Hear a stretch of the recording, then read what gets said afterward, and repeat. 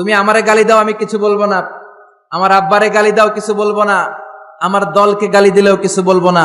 কিন্তু আমার কোরআনকে গালি দিলে খবর আছে না নাই? আমার নবীরে গালি দিলে খবর আছে না নাই?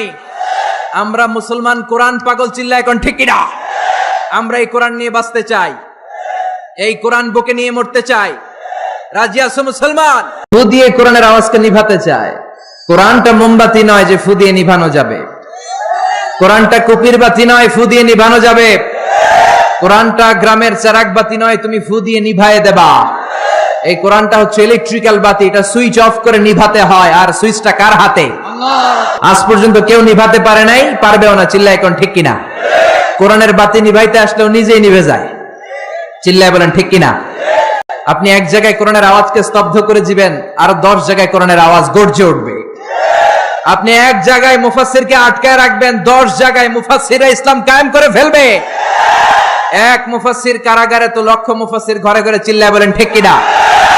ময়দানে ময়দানে মুফাসসিরদের হক কথাগুলো আছে না নাই? ইসলামের কান্ডারি আজও বাংলার জমিনে আছে না নাই? সিংহকে জেলে বন্দী করলেও সিংহের বাচ্চাগুলো আছে না নাই? মনে রাখতে হবে, সিংহের বাচ্চা হলেও সেগুলো সিংহ, সেগুলো বানর নয়। সিংহের বাচ্চা হলে সেগুলো সিংহ, সেগুলো শিয়াল নয়। সিংহের বাচ্চা যেগুলো, সেগুলো আর একটা সিংহ। চিল্লায় বলেন ঠিক কিনা? সময় মতো ওই সিংহের গর্জনে পুরো বন কেঁপে কেঁপে উঠবে। চিল্লায় বলেন ঠিক কিনা?